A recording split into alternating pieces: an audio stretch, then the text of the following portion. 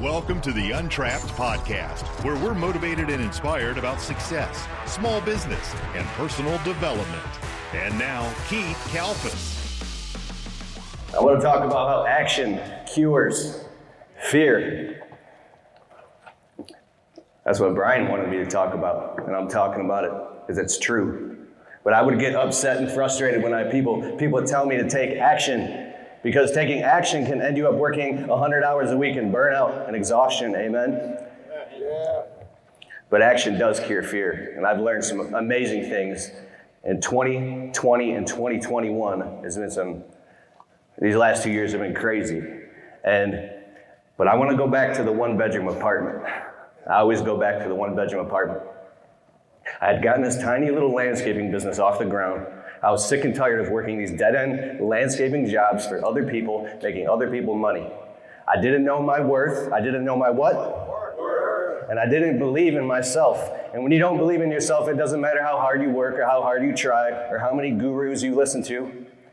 It doesn't matter, because when you don't know your worth, you're taking action based off of fear. And there's two different types of motivation. There's fear motivation and incentive motivation. Fear motivation being what you're running away from, and incentive motivation being what you're running towards. We're in this tiny one-bedroom apartment. I got out of the dead-end landscaping job. I actually got fired from that job. I fired from a lot of jobs because I couldn't work for anybody else. So we're in this one-bedroom apartment, 3 years, toiling, embarrassed. The walls are closing in on my wife and I felt ashamed of myself. I still didn't believe in myself. And we were looking for houses. The credit score was in the toilet. I was barely paying off debt, trying to get enough money together to finally take our lifestyle to the next level, like these people that I see on the internet. And it was eating me apart inside. And I remember after 5 years now of breaking promises to my wife and my family and my little dog Miko, if you see him in the videos, we were so frustrated and fed up, we started going around and looking at homes. Couldn't afford them, so what's the next best thing? A 2-bedroom apartment. Luxury condos, they call it. So we're looking at 2-bedroom apartments. I'm leaving job sites at 3 p.m. She's calling me. We're going to look at these apartments. I'm scared. The walls are closing in on us on this 1-bedroom apartment that we're in. And we walk into this place called Kennedy Avenue. And when we walked in there, I'm walking around with my wife. I'm like, oh my God, am I even worthy of this? Should we take this action? I'm in fear. I had a little bit of money in the bank, but the rent was double of what we were paying in the apartment. And I grew up listening to people like Dave Ramsey and listening to all these guys, even Robert Kiyosaki saying, don't count your chickens before they hatch. Don't spend what you can't afford. Make sure you have money for a rainy day. And so the math always told me, based off of my current belief system, that it was impossible to move into this new place. So we walk around Kennedy Avenue, and it's like, it was a dream come true to me, because there was 2 bathrooms. Anybody here is married? And I remember in Freeway Drive, that tiny one-bedroom apartment off the freeway where we lived, you could hear all the traffic every night, all day long. It got to the point where I was like, this traffic, it was literally off a freeway. That's why the rent was so cheap. I had a buddy who lived there too. He was one of my best friends. And one day he said to me, he's like, I think the traffic is soothing. I was like, but that changed my belief system, and then I didn't mind the traffic anymore. But I would get home from work at 6, 7, 8, even 9 p.m., and I have to use the bathroom real bad, and my wife's always in the shower as soon as I get home from work, and I'm like, it's a little personal, but I'm like sitting on the toilet next to my wife in the shower, and like, we gotta get the hell out of this 1-bedroom apartment. You know what I'm talking about. And I talked to Brian about this before. Brian lived in a one-bedroom apartment, and he said that it was just like, you get to the point where you've outgrown it, you're busting at the seams, and you're afraid, and you know it's time to take a leap. So we leave Kennedy Avenue. It feels right. Logically, everything makes sense, except for I'm in fear, and I'm terrified to take what? Action. I'm terrified to take action. So we pull back into Freeway Drive, and now I'm just like sinking in the seat. I'm supposed to be the man of the family, and I'm next to her, and we see this, what used to be like our apartment is now, compared to Kennedy Avenue, it looks like this like crummy apartment complex with the paint peeling off, the landscaping's all overgrown. I even used to go out there myself and trim it because they just didn't care, right? And the neighbors were like, thank you. And I sank in the seat, and I'm like, just stop. Before we pulled in the parking space, I looked at my wife, and my eyes filled up with tears, and I said, I'm really sorry to tell you this again, but I did all the math, and we cannot afford to move, and we have to stay in Freeway Drive another year. And this was like a very low moment for me because I knew that I just felt like I felt worthless. I'm like, how can I not figure this out? I keep pulling the work harder lever. It's not working. I keep taking action and it's not working. And this crazy thing happened at my lowest point. My wife looked at me and she grabbed my hand and she squeezed it. And she goes, let's do this. We can do this. We can do this together. Come on, let's do it. Let's do it. Let's do it. Let's do it. Let's do it. We got this. We can do this. And I'm looking at her. I'm like, she had so much belief. She says, if we fail, let's give it all we have. And if we fail, we'll fail together. And that moment, I knew that she was 100% on my side. And all of a sudden, I was like, all right, let's do it. It was done. Like, it was done. And all of a sudden, the fear, in that very moment, the fear was gone. It just drained out of me. And I was filled with like complete elatement and excitement and belief. I borrowed her belief. I literally, it was like, they were about to close, the condo association, and I didn't want anybody else to get the apartment. I called them up and I was like, hey, this is Keith Kalfas. We were just there about an hour ago. I want the place. We'll have the $2,800 deposit. We're moving in. If you are looking for the greatest software ever to run your business on, go to getjobber.com/Keith. You can create proposals, invoices, collect payments, and track your entire business directly on the Jobber smartphone app.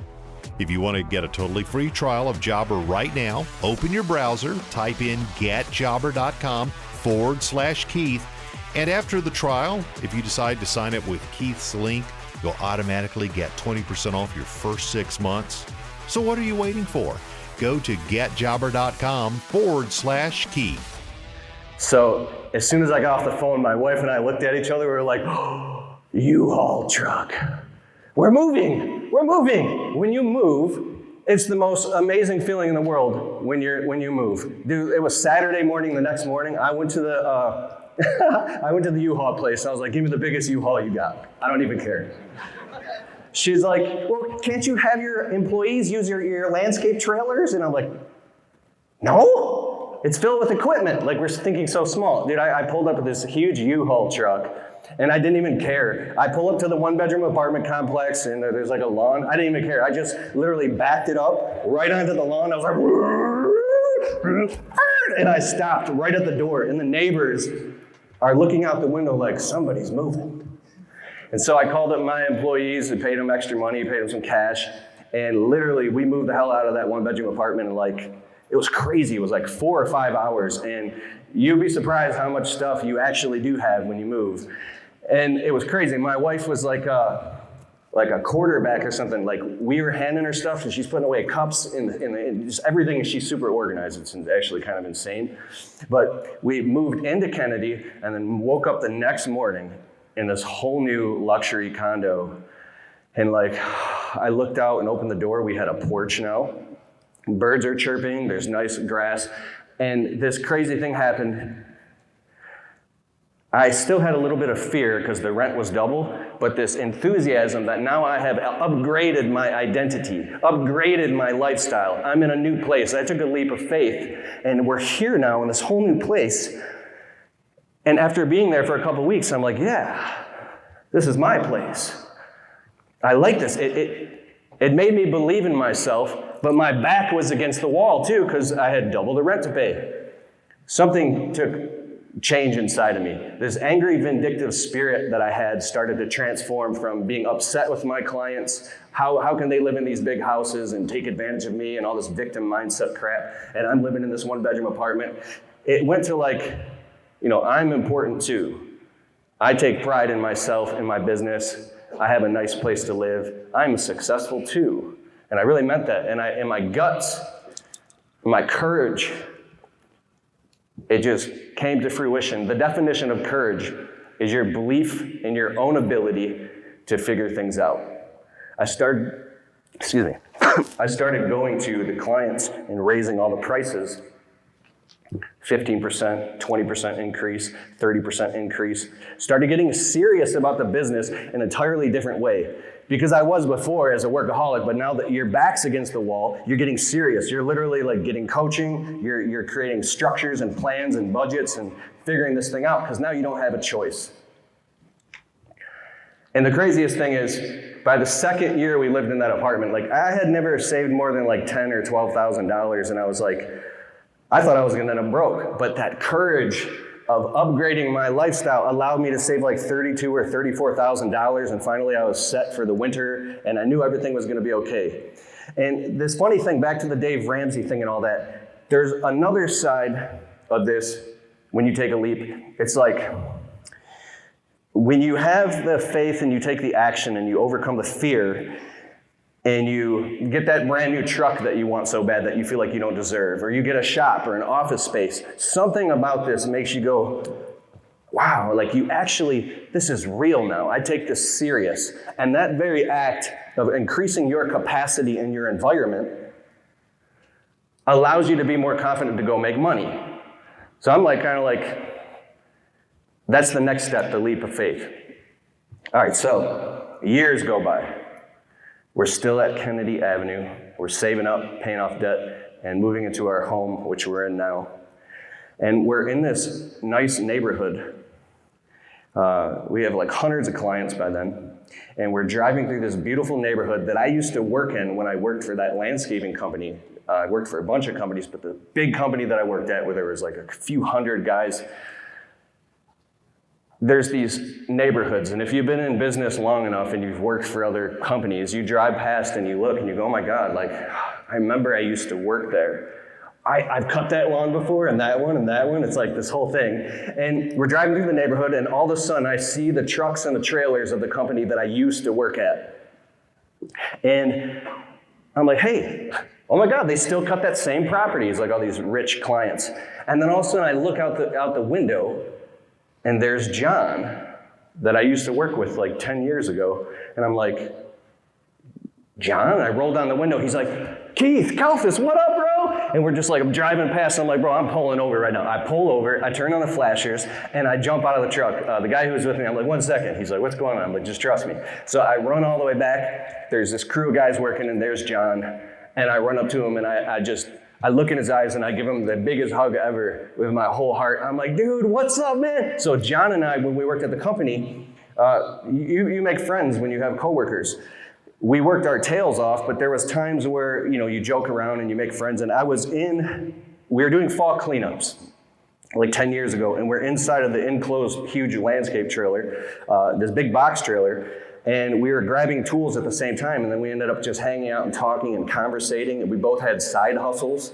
We were very entrepreneurial minded, and he was always talking about having money coming in from all different angles, and we were breakdancing in the trailer and joking around, and it was a great time, and I connected and I bonded with him as a kindred spirit, and I had several friends like that, but especially John. And I knew deep down inside that one day we were gonna get the hell out of there, and we would have our own successful businesses. I just knew this. So 10 years goes by, and I stop at that job site, and there's John still at this company. And after I hugged him, I pulled away. I looked in his eyes. His eyes were like glazed over, as though he had given up on his dreams years ago. And he looked desperate inside. And he goes, Keith, bro, you're like you're like famous now. I see you all over the internet. And I'm like, dude, what are you talking about? I don't even care about that. How are you doing? What's up, bro? And he's like, everything's good, man. And in that moment, I felt in his spirit, like the pain that he didn't believe in himself, and he let fear stop his ability to take what? Take action. And I wanted to grab him so bad and just grab him and shake him and go, what the hell are you doing here, man? And just grab him and show him the ropes of business. And I wanted to get him the hell out of there, but I know that you can't impose your will on anybody else. And if you pick somebody else up, like this podium, if you pick somebody up and their feet lose contact with the ground, like you want something for them more than they do, their feet lose contact with the ground, and the ground that's real and viable to them day to day. And then you become responsible for them. I've already been through that. So I didn't say anything to him out of respect. But when I left and I gave him a hug, I'm like, bro, I'll see you around. I just got in my truck. And that was another defining moment where I was like, whew. I realized where I had come in my life in the last 10 years and where I still would have been if I didn't have the guts to quit landscaping and working for other people and get my own business off the ground. Hey, Untrapped podcast listeners. You transform properties, but getting consistent clients can be tough. How do you get more eyes on your amazing outdoor services? Footbridge Media specializes in helping contractors like you dominate your local market online. They build professional, optimized websites that convert visitors into leads, handling everything from design and SEO to review management. Stop being trapped by a lack of leads. Grow your home service business with a strong online presence. Open your browser and visit footbridgemedia.com/Keith today. So I want to encourage you to take that leap and take that action, because you don't want to end up like John and you don't want to end up in regret. There's way too many people here that are having successes in their business that I meet year after year. Brian's event, the GIE Expo, I meet these guys in person. They're just getting their business started. And literally the next year, they're like, oh, I'm still afraid. I'm so afraid to go full time, man. I can't do it. And then I meet them next year, and then they did it. And they're like, dude, we hit 113,000. Next year, 180,000. If they can do it, you can do it.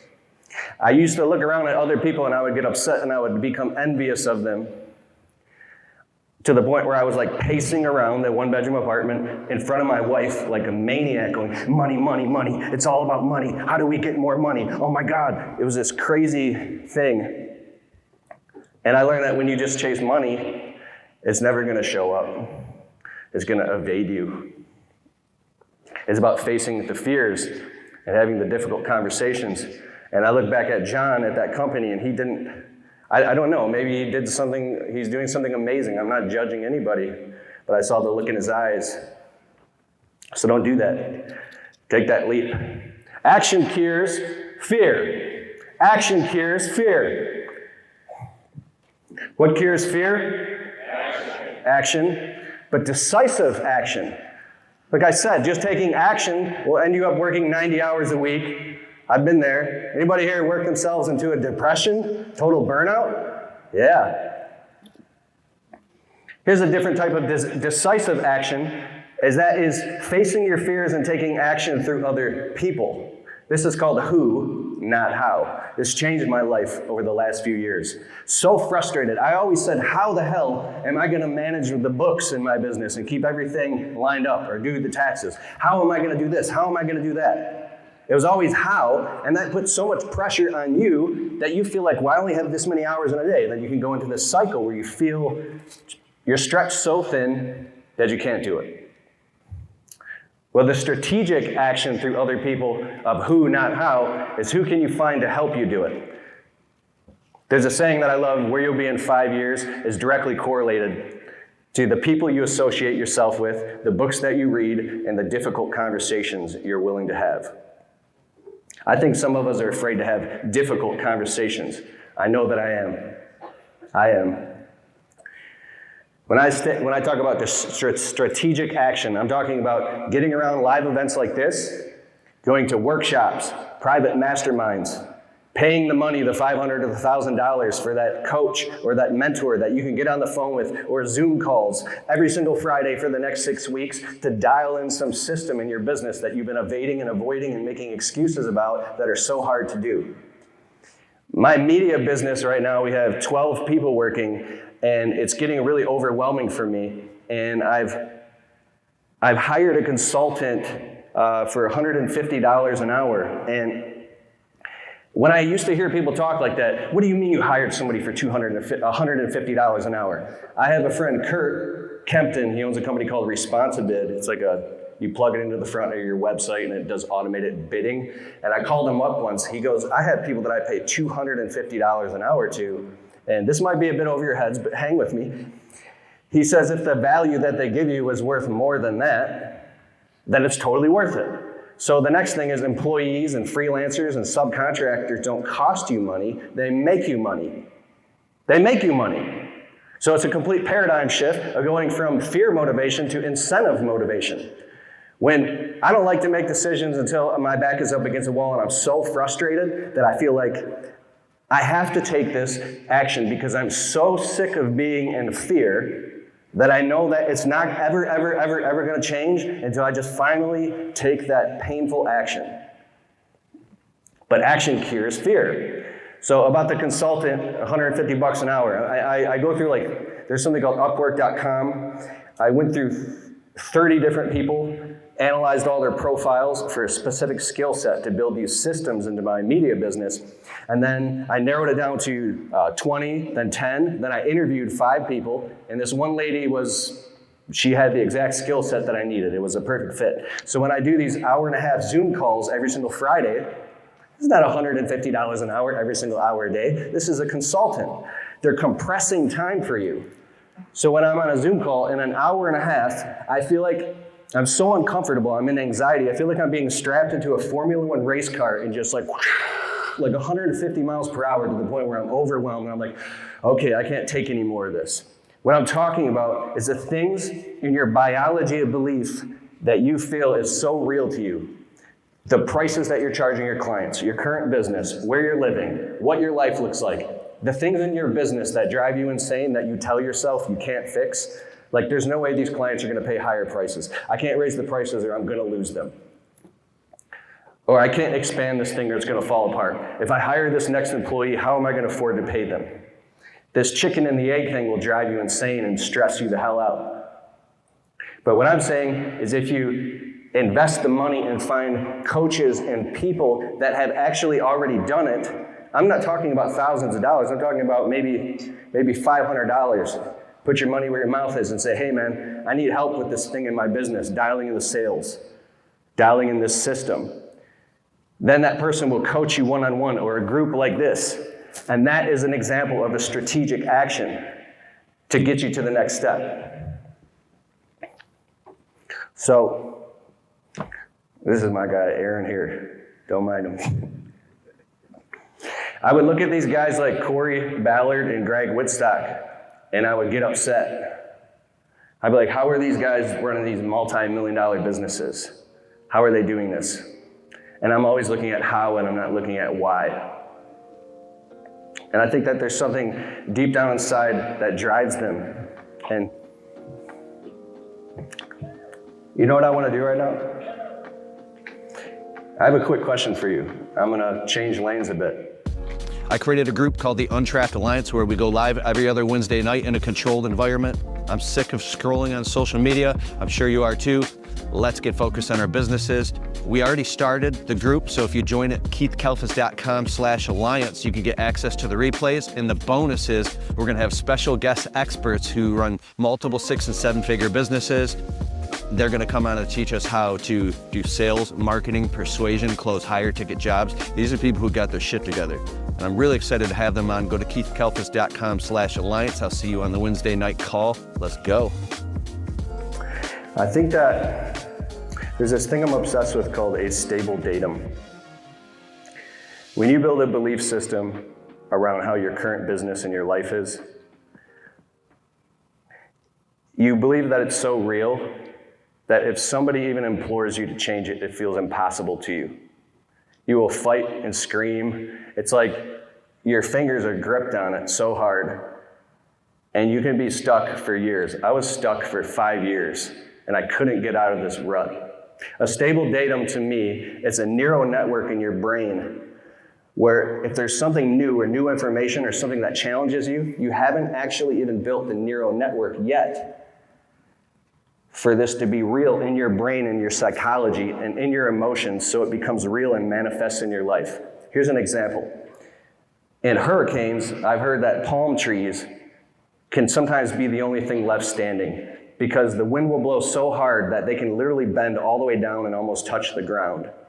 And then at the end of the hurricane, when everything else is gone, sometimes the only thing left standing is the palm trees because they're so flexible.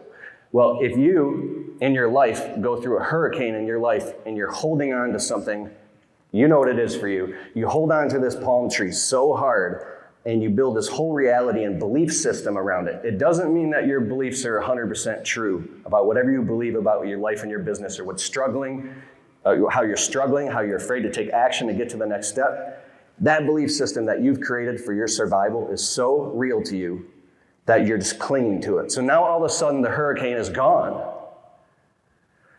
It's a bright, sunny, shiny day. The birds are chirping and people are walking around and you're still over here like clinging to this palm tree and you're terrified and someone's like, hey man, let that thing go. It's fine. You can raise your prices. You can grow your business. You can do whatever you want to do. You can upgrade your life. And you're like, what are you talking about, man? This belief system is rooted in your survival. I'm literally obsessed with this stuff. And Paul Jameson makes fun of me because I go overboard with this stuff, but this is where it's at. This is where the changes take place. So you're afraid to let go, but if it's like, you ever see in the cartoons when the guy's hanging off the ledge and they peel his fingers and he's like, one little piggy, two little piggy. And you're like, no. But if you just let go, everything's fine. You can build a new belief system. So I want you to become self-aware of your life and start questioning your thoughts and your beliefs. If you have a belief that says, I can't do this because, stop and say, why am I thinking that? Did somebody put that thought in my brain? Is this a story that I'm telling myself that's making me not take action? Is it just a story? Can I find somebody else who's actually done the thing? You will have massive breakthroughs when you get outside of that and start analyzing your own thoughts. Let's try and do it. Okay. There was one other extremely important point I just wanted to bring up. I was at dinner with Corey Ballard last night. We went to Buffalo Wild Wings, and Corey was all fired up, talking about his business and how excited he is, and it was really awesome. The second we got together, we were just talking nonstop. And Corey said something amazing to me.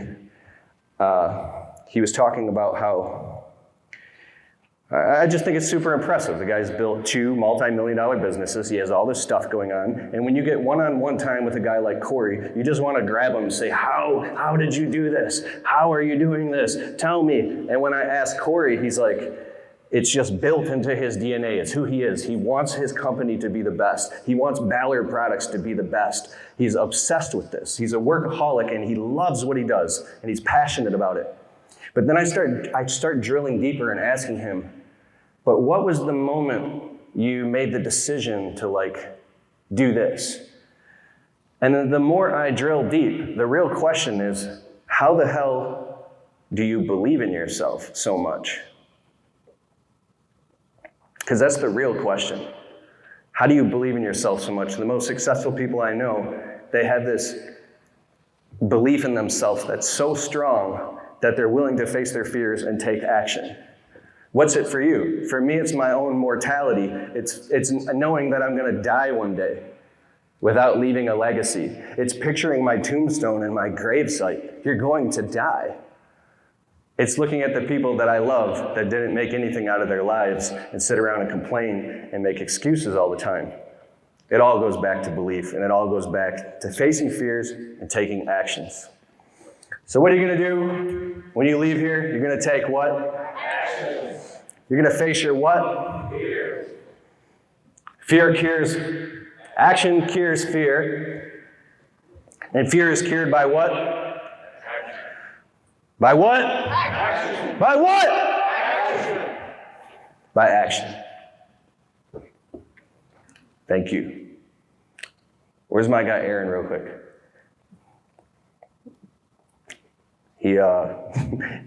I forgot to remind him. Sometimes when I'm done with the video, I'll just be like, all right, peace.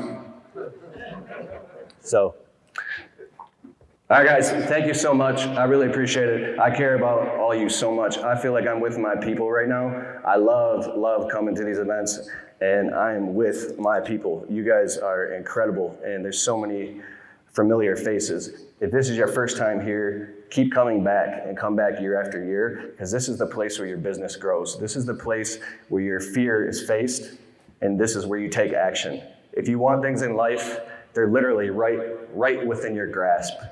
Go find someone else who's done it and grab them and make friends with them and be like, hey, what can we do to get on a Zoom call or hang out or get a coffee? What is the specific thing that you've done that I need to do in my business?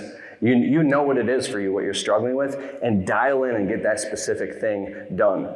Because on the other side of that fear is, your life will just be incredible. I had this vision forever to get $100,000 in the bank, and it seemed so impossible to me. Because at first there was like 20 grand and 30 grand, then I thought 50 grand. And last year, I hit $100,000 in the bank, and I couldn't even believe it. I woke up on a Saturday morning, and I just would look at my bank account like 5 times a day, and I'm doing all the math, and then I'm like dumping out change, and I'm like, how much? And I hit like $100,001.79.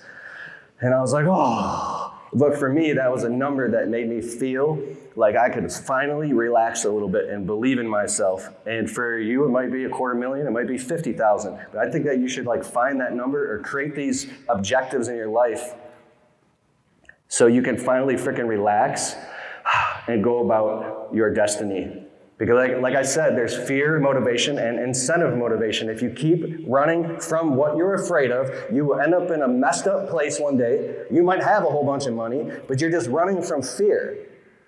You have to run towards what you want. Define your goals. Define what you want out of life. Clarify it and crystallize it. And what are you passionate about? And go after that. Design your life the way you want it, not what else somebody told you that you should do. So that's all I have. I want to say thank you so much. Hey, I hope you liked the show. And if you like the Untrapped podcast and you get value from it, can you please take a minute and go over to Spotify and leave it a well-worded positive 5-star review? It helps boost the rankings on Spotify so the show can get to more people. Therefore, these messages can get out to more people and inspire more people so then they can go out and start their small businesses and crush it and get to the next level. It's a huge deal. All right, I'll see you in the next show.